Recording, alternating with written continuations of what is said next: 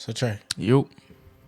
question I have for you: Are you at peace?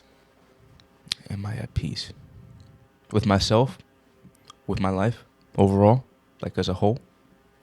Really, all three. Are you at peace with yourself?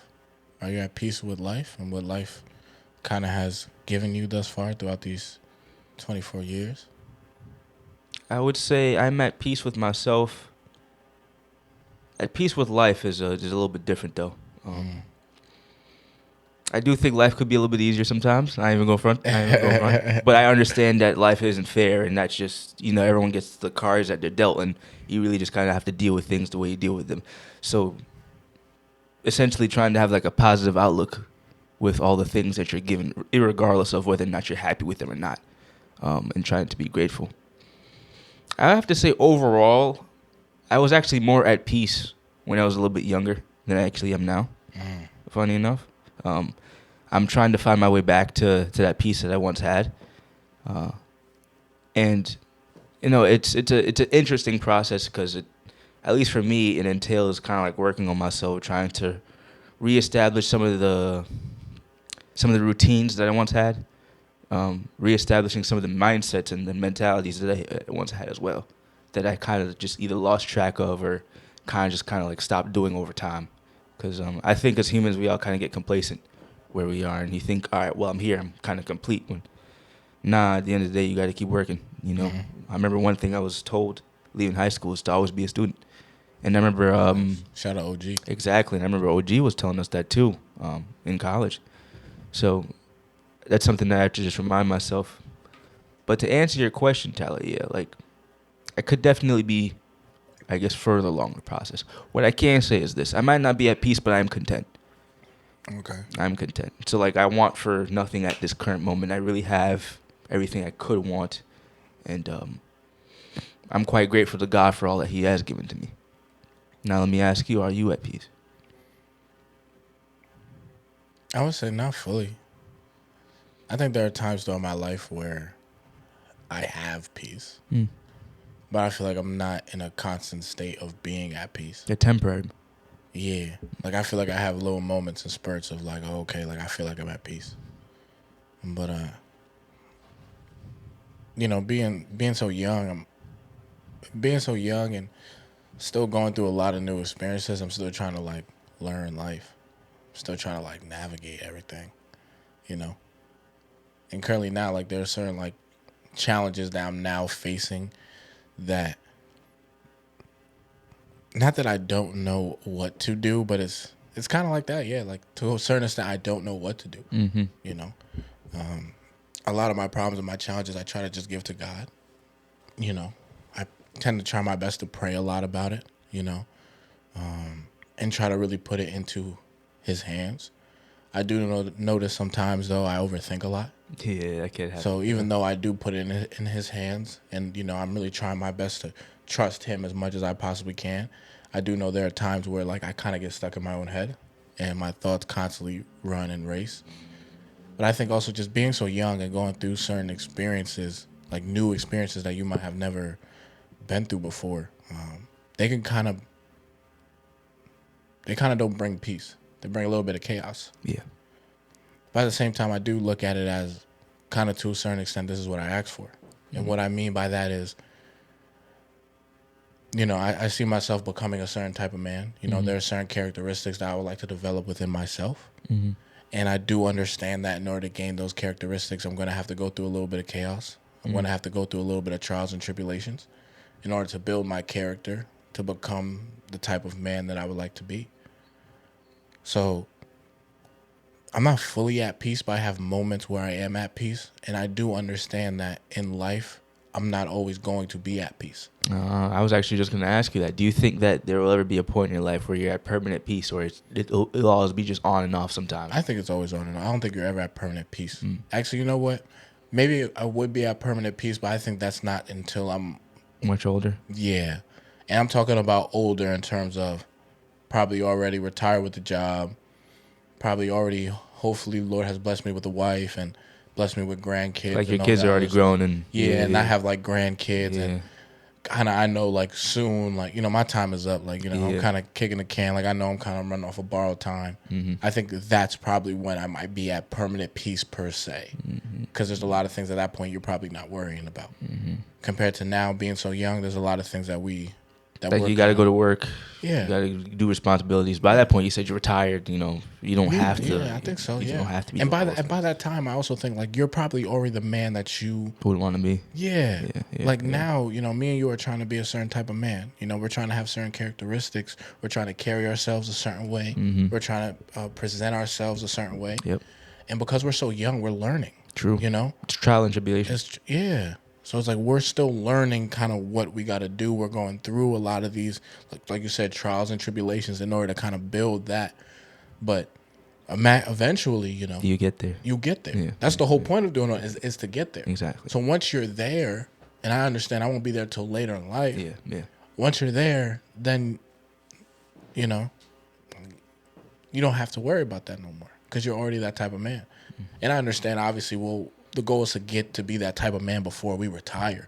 But once you're about to retire, you're already that type of man. Yeah. You're not necessarily worrying about, you know, the things that we worry about now as 24-year-old men. True. You know. True. You understand that now. Now you probably appreciate your family and your time with your family so much more. Yeah. You know, you're really just trying to keep it easy and just really spend as much time with loved ones as possible. Less chaos. And you're trying. You know what I mean? The things that we do now, as 24-year-old men, we're not going to be doing that 80 years old or something like 70s, 80s. Yeah. So I'm not fully at peace, no. I have moments where I am at peace, of course. But at the same time, it's hard, but I don't expect to be at peace. When you were at peace, what were you, I guess, doing that helped to get to that point? If you can remember, because you said that maybe not right now, but in the past, you've had times where you were at peace. Were there particular things you were doing during those moments that helped you along in that process? I wouldn't say there were particular things in that moment. You know, crazy enough, the times when I was at peace, I feel like I didn't have much new experiences. Really? The time where I feel like I was really at peace, not saying my life was quite mundane, but it was just like, get up. Everything's a routine. Get up, gym, work, you know, podcast or whatever. You know, my days were pretty much almost the same in a way. But I do understand in order for you to grow as a person, you're going to have to go through new experiences. Yeah, you got to force yourself. So, like, recently I feel like I've been going through a lot more new experiences, which inadvertently are going to make me uncomfortable. True. Which inadvertently is also going to cause a little bit more of chaos in my life. Yeah. That's going to cause a little bit less peace. Yeah, that's true. So that's true. I think it's a trade-off. It's really cool to be at peace, and that's the ultimate goal. But in order for you to grow as a person, I personally believe that you gotta challenge yourself. Yeah, you're going to kind of have to deal with some BS or deal with some hard times or deal with some certain situations where you don't really know whether or not you made the right decision or not, or you're going to make the right decision or not, or even what decision to make. But you're going to kind of have to go through that, and that's what's going to help you grow. So, of course, I think everyone would love to be at peace all the time. But, you know, in order for us to grow, I think we kind of have to step outside our comfort zone. That's true. That's true. You know, I have to say probably the same thing for me. I have noticed the times when I was at peace. One, I had more of a routine going in my life. Kind of like things I had set to do and I knew were coming up that needed to kind of be done. And I have that now, but it's a little bit more chaotic because like the whole school aspect of my life, you know. There's still constantly new things being thrown at you each week. Even though you have somewhat of a routine, there's still new things that are being thrown at you. And those things are exciting to go through, of course. Yeah, it's all cool, but they can take a toll on you after a while. So you do kind of have to, like, I guess, rejuvenate yourself and kind of like pull back a little bit from those things. Kind of like just... in my opinion, like reevaluate and just try to like kind of think and process throughout these things. You know, like maybe there are things I could do better, maybe there are things that I should have done, and kind of like see how I guess you can kind of like handle these things, in my opinion. Do you think there's a specific way to gain peace?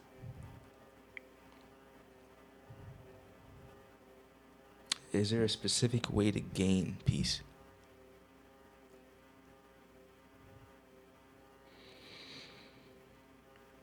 I would say having people around you who already have their peace helps. Because I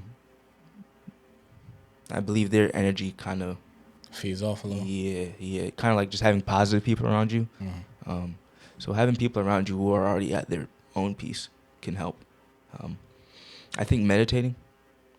Yeah, meditating. I mean, maybe for some it probably wouldn't work, but I do think meditation can kind of help you clear your mind and to not overthink. Because I know overthinking for a lot of us can really just drive you crazy, and you're just overthinking things that might be really simple. I myself have put myself into situations where I might have like a simple problem that has a simple answer, but because I overthink it so much, I'm coming up with 3 different solutions when there's really just the one. Yeah. And it might take me either speaking to you or speaking to a different gentleman or just like an outside perspective to kind of get to see, I might be just overthinking this. Like, it might not be as serious as it truly is. And then when I finally kind of go through that thing, I'm like, it actually wasn't that bad. I get through it and I'm like, well, now after I've kind of gone through it, evaluate. How could I have handled that better? How can I have done that better? What can I have done to not put myself through that stress? And kind of like after going through all that, just applying it to the next situation. Okay.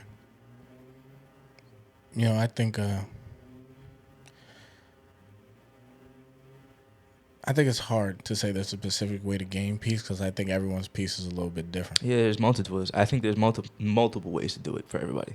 It just depends on who you are. Yep. I can understand meditating. I think meditating helps. I think writing your thoughts out help. Yeah, decent amount. Yeah, journaling. Because it helps you to kind of organize your thoughts. True. Get things out on paper, which are nice. Having the right people, I agree with you. Having the right amount of people around you help. Also, typically when I can only speak for myself, but like I feel like when I'm not at peace, my mind is constantly running. So having the right people around me kind of helps get my mind off of whatever. Oh, those things are. Yeah. So whatever I guess is. It's like a distraction. Yeah. So whatever's causing me, I guess, chaos in my life at that time. If I'm able to hang around certain people, the times that I have with them, the time that I spend with them, gets my mind off of that particular thing. That particular thing that might be, driving me crazy or causing me to constantly think all the time. That makes sense. So, but I think overall it's very hard to obtain peace because with how life is constantly just up and down. So I feel like at moments, and I've noticed this through my short 24 years, there have been many times in my life where I've had peace for like a decent period of time. And there have been many times in my life where I haven't had any peace, where I'm constantly thinking through another decent period of time. And I kind of look at each one as a kind of like a little mini chapter, I don't know how long that chapter might last. I don't know how long I'll be at peace for. I don't know how long my mind might be running. I'll be at chaos for. But I do know eventually it's going to end. The peace is eventually going to end. The chaos is eventually going to end. So it's kind of just like... It's a balance. Yeah, it's kind of like a wave. It's just exactly constantly going. You kind of got to just wait out the ride. Yeah. That's really I feel like the only solution. That's the only way. Kind of got to ride it out.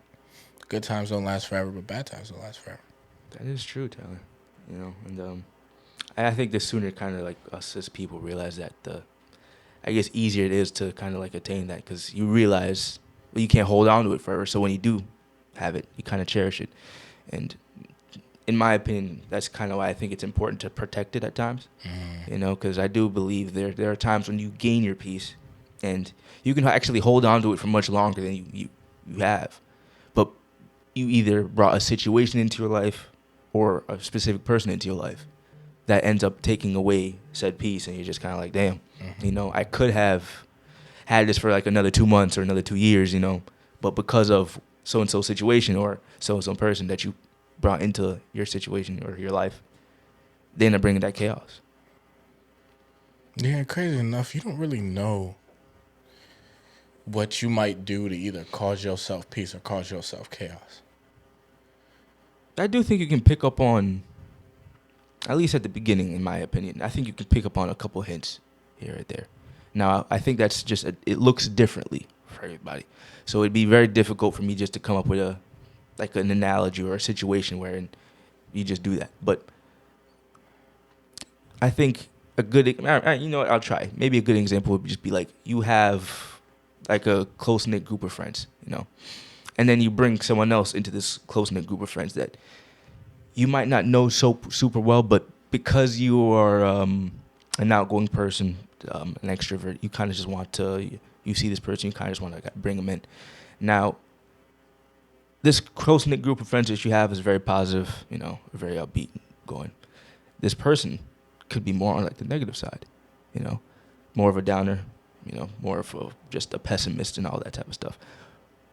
That could either, one, change their life to where they become positive, or vice versa, where their negativity is so strong it just brings down the whole group.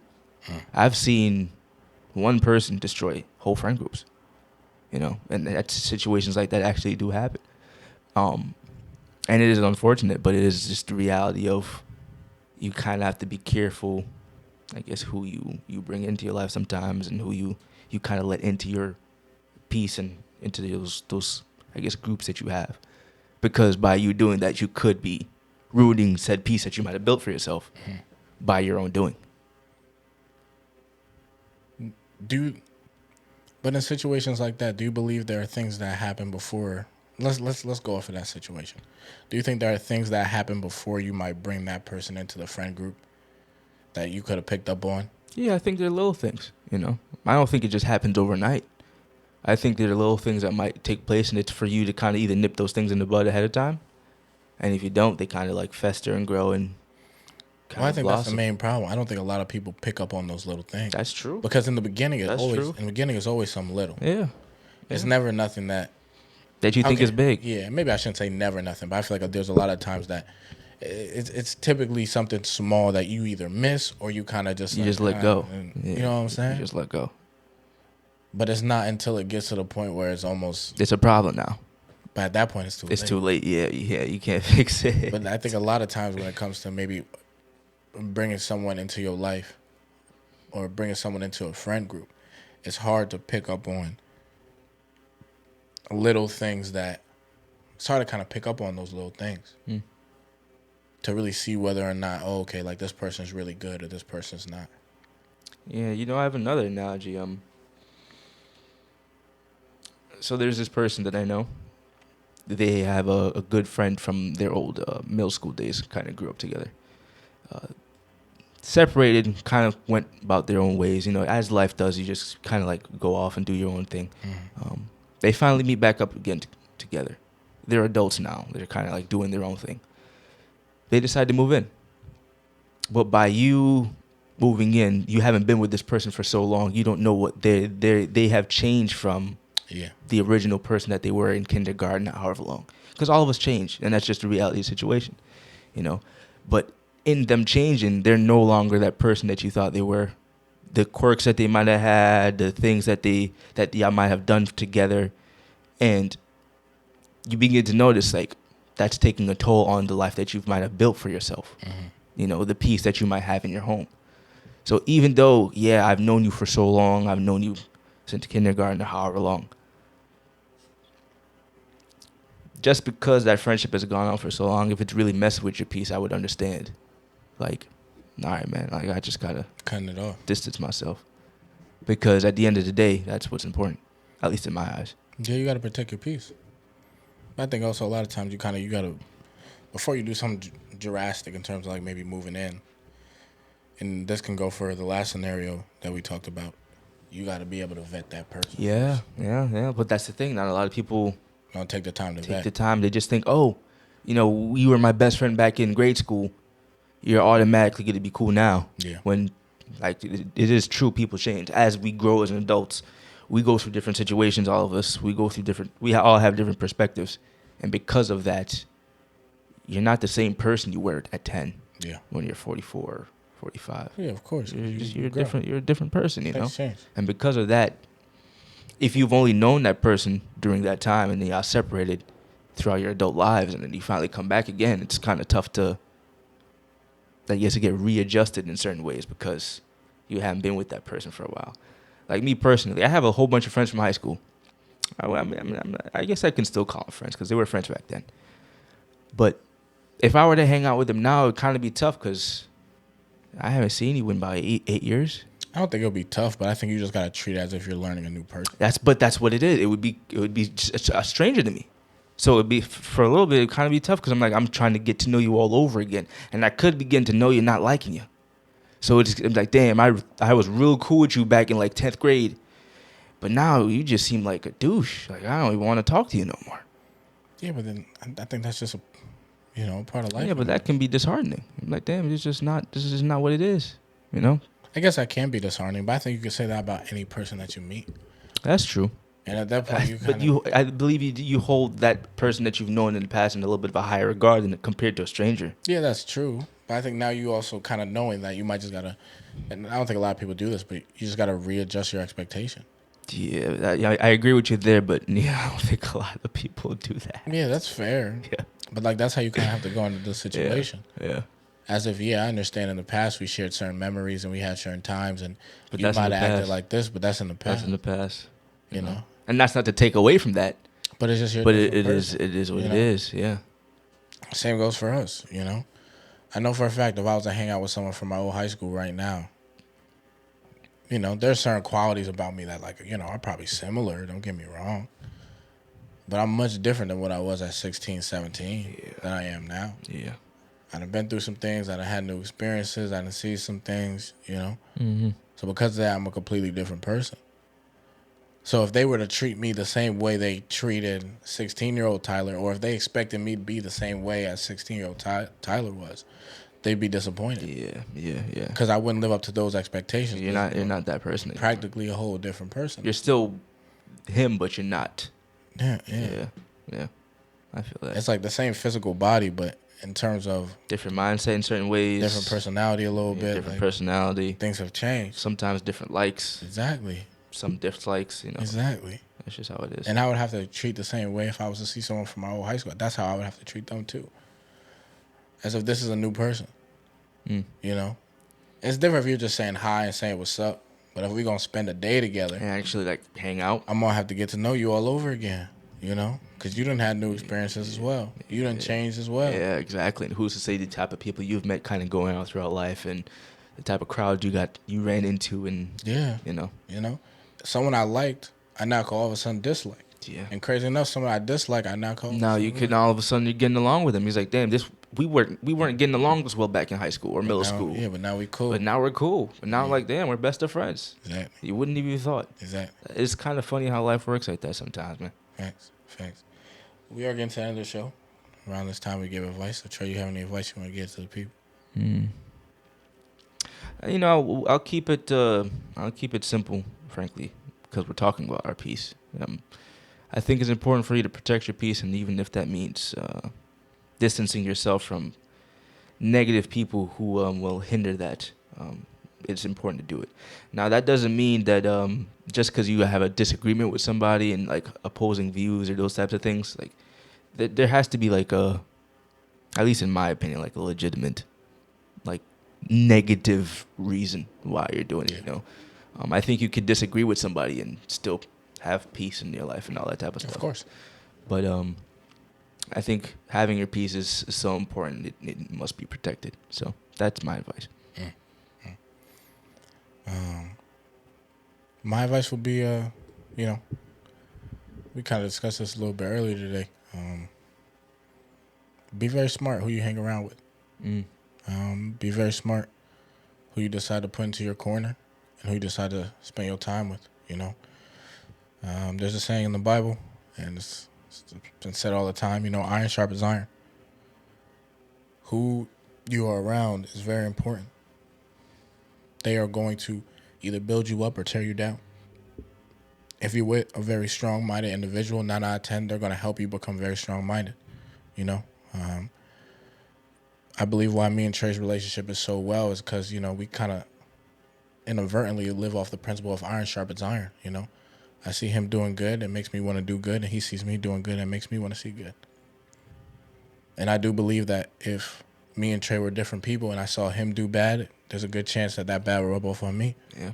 And if he saw me do bad, there's a good chance that bad will rub off on him. Yep. So who you have around you, who you have in your corner, who you have in your circle, who you talk to on a daily basis is very, very important. And I believe you got to pick that extremely wisely. You know, iron sharpens iron. Because in a way, that's what feeds your mind, too. That's what feeds your mind. Yeah. That's what you're hearing. That's what you're seeing. Yep. That's what it is. So that's it for the show. Thank you guys for listening. We appreciate you guys. Continue to support us. Continue to watch the show. We truly, truly do appreciate all the support that we're getting. Especially made it to the end. Big facts. Big facts. So you can find us on Instagram. That's going to be NOA_podcast. You can also find us on YouTube. Just type in NOA Podcast. We're the first thing that pops up. All episodes are available on YouTube, Spotify, and on Apple Podcasts. Once again, we appreciate you guys for watching. Thank y'all. Y'all take care. Have a good one.